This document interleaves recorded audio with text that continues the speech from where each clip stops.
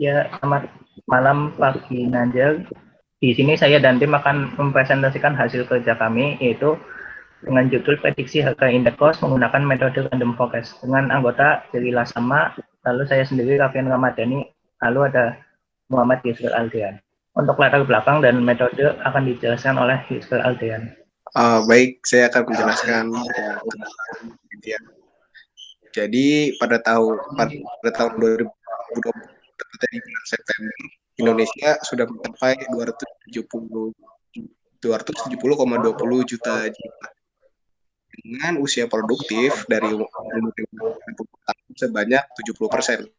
Artinya didominasi oleh usia produktif dan terjadi fenomena yang namanya urbanisasi, di mana perpindahan dari desa ke kota-kota untuk mencari kerja ataupun mencari pendidikan yang layak seperti itu. Lanjut Mas Rafian. Nah, peningkatan penduduk setiap tahunnya akan membuat perpindahan ke kota-kota besar pun semakin meningkat. Nah, tetapi tidak dibarengi dengan jumlah lahan untuk tempat tinggal sebagai penduduk, karena semakin tinggi penduduk maka lahan tempat tinggalnya semakin berkurang, sehingga berefek samping pada tempat tinggalnya tadi.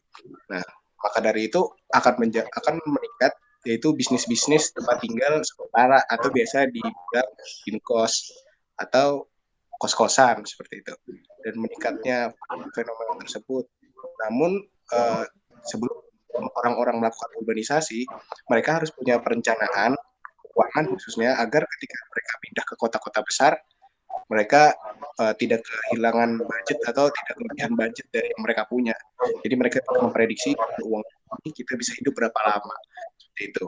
Nah, dengan adanya penelitian ini, kita bertujuan untuk memberikan informasi kepada orang-orang yang ingin melakukan urbanisasi agar mereka bisa melakukan perencanaan keuangan yang baik dan tepat, jadi tidak kekurangan seperti itu. Selanjutnya Mas Rawian, yang dipakai itu data yang kami punya akan dibagi menjadi data train dan data test. Nah, untuk itu maka kita menggunakan algoritma stratified scaffold untuk pembagian data. Nah, untuk prediksinya kita menggunakan metode random forest, karena akan menghasilkan sesuai dengan parameter yang ada.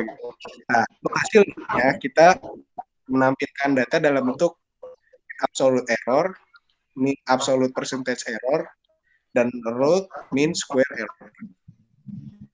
Tunggu Mas dijelaskan langkah penelitiannya. Nah, untuk dataset sendiri, kita menggunakan 8 kolom di sini.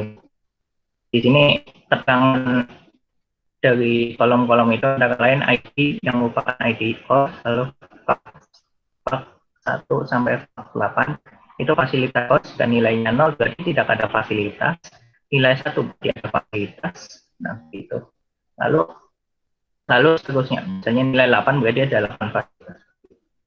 Nah, habis itu POI 1 itu adalah jarak ke POI 1, terus POI 2 dari jarak ke POI 2, POI 3 adalah jarak ke POI 3. Lalu ada size itu untuk luas kamarnya, lalu ada room count jumlah kamarnya, lalu ada total call adalah orang yang jumlah pencarian ke kos tersebut, lalu ada gender yaitu jenis gender yang ditampung oleh suatu kos. Lalu ada hasil dan pembahasan saya akan ke jelas sama. Baik, terima kasih. Untuk hasilnya kita ini mendapatkan nilai MAPE sebesar 26%. Nah, MAPE ini mean average percentage error, artinya dalam setiap prediksi kami terjadi error pada harga sekitar 27%. Artinya keakuratannya itu sekitar 75% akurasinya ini. Nah, jika kita lihat dengan MAE-nya, artinya errornya ini bisa sampai Rp230.000 untuk setiap prediksinya. Nah, untuk suatu harga kos agak natural untuk ada perbedaan harga sekitar ratusan ribu ini, sehingga tidak terlalu berpengaruh untuk errornya ini. Jadi bisa dikatakan model kita ini cukup akurat untuk prediksi harga kosnya. Nah, ini contohnya ada yang actualnya 850 ribu, tapi yang diprediksi ya 744 ribu. Karena tadi yang 240 ribu itu hanya rata-rata. Nah, sedangkan di ininya standard deviation ada 2,5% ya, 2,5%. Nah, itu artinya model kita ini agak stabil untuk perubahannya. Jadi perubahannya itu bisa diprediksi lah, nggak akan terlalu jauh-jauh juga geser-gesernya harganya. Oke, lanjut. Nah, ini kalau misalkan kita lihat dari grafiknya, hasil dari time series ya, prediksinya nanti dari yang actual dan predicted, dia bisa mengikuti pergerakan harganya dengan baik, kecuali untuk beberapa spike harga yang berubah terlalu jauh. Tapi jika kita lihat secara garis besar ya, untuk 100 data ini, hasil prediksinya ini cukup dekat, agak dekat dengan yang aslinya. Terima kasih. Terima kasih untuk Pak Kinanda atas kesempatan yang sudah diberikan. Saya Avian dari kelompok 1.